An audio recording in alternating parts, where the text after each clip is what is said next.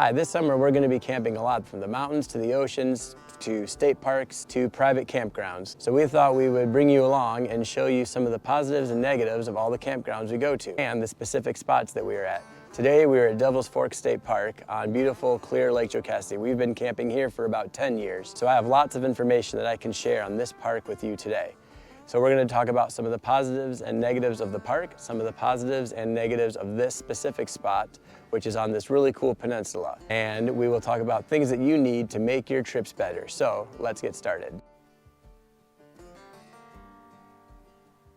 Today we are at tent T13 at Devil's Fork State Park. We are in the walk-in campground, so there's no power or water down here, but you have a great view because you're right on the water. So if you have T13, you're on this peninsula right here and it sticks out into the lake, and you have a great view of the lake, you have a great view of the sky. At night you can see all the stars. We had an amazing experience seeing the northern lights just last night, which was very rare for us, so it was kind of lucky that we were here to see that.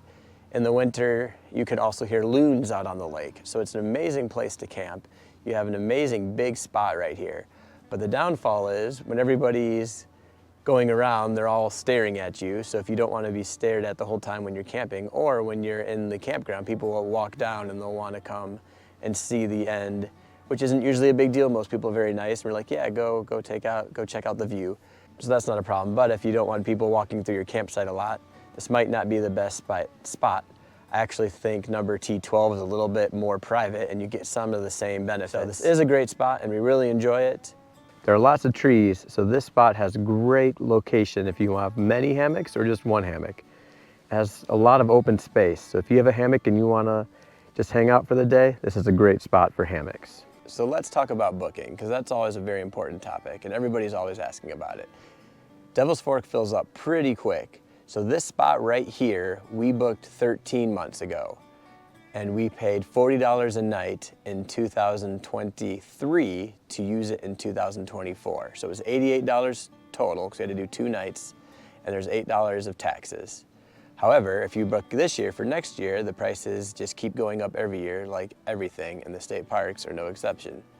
One thing I have learned that is if you are booking a spot and there's a spot that you really want or a park that you really want, to look about a week or 2 before you go, or maybe 3 weeks before you go, because a lot of people, like me, almost are forced to book so far in advance, which I know has its own issues, but people are booking without even having a plan.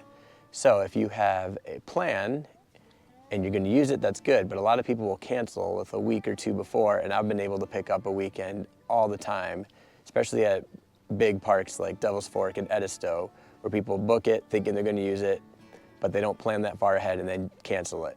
So I would advise just kind of look 2 or 3 weeks in advance and just kind of check on the website, and you can usually find a spot that opens up. But lots of people are doing that. But that's a tip if you don't want to book so far in advance. You might not be able to pick the spot you want, like this spot right here on the water, but if you can do that, you'll be able to get a spot. There are 2 campgrounds at this state park. There's a boat-in campground, which we have done, and we'll have videos on that later this summer. And that's when you boat about 1.25 miles to the campground. You can use a power boat or a kayak. We use kayaks. And then there's this campground right here, which consists of a normal campground for RVs and everything, and then down here where we are, which is a more rustic campground with no power and electricity. So you have to bring water down, some batteries if you want to recharge your phone, different kinds of things. And there is cell phone coverage at almost all of the areas. Even the boat-in area has very good cell phone coverage when we're out there.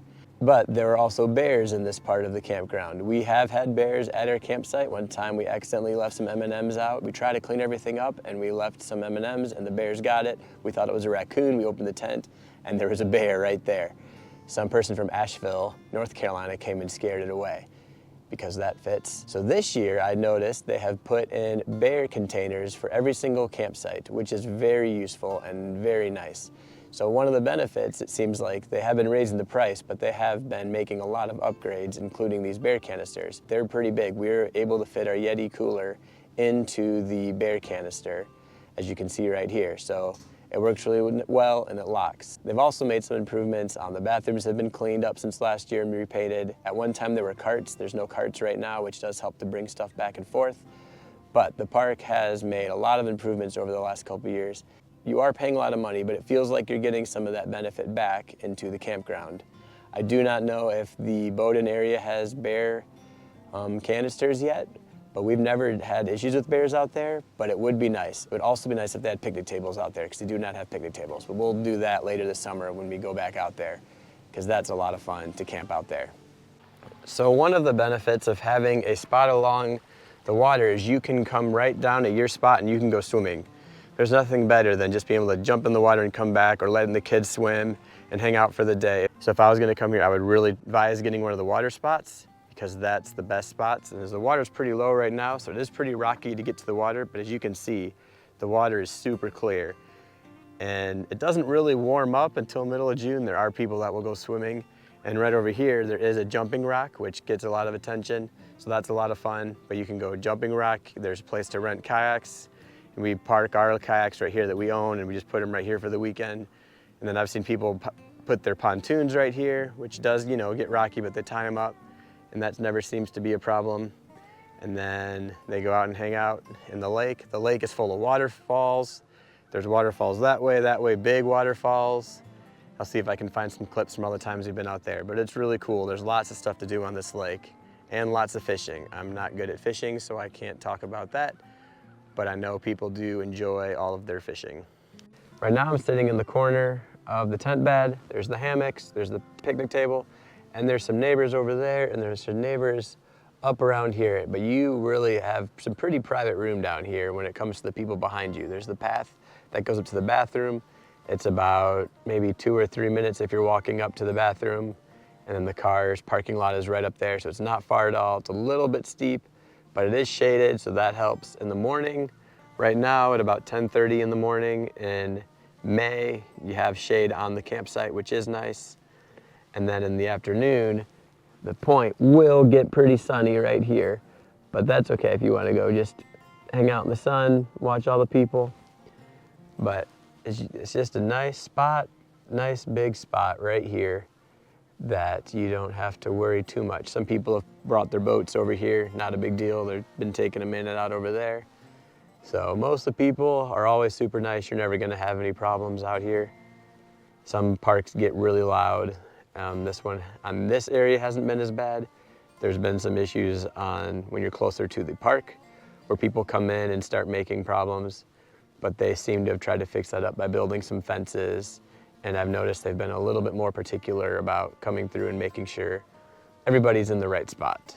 So that's been going really well. All right, now we're finishing our last spot this weekend at Devil's Fork State Park. So I'm gonna ask my boy here what his favorite part of this park is and what he likes to do. My favorite part about this campground is probably that there's a jumping rock and there's a lot of room. And this campground is right next to the jumping rock, Yeah, the too. jumping rock is really cool. It's right here and you can jump off of it into the water. We didn't do it this weekend because the water's still pretty cold. And it's very low. And it's very low, so yes, the water has to be high enough to jump, or else you have to jump out really far. What's your favorite thing to do on the lake?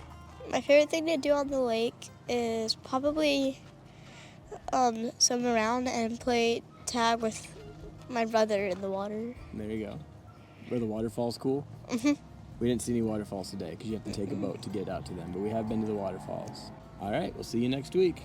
Bye.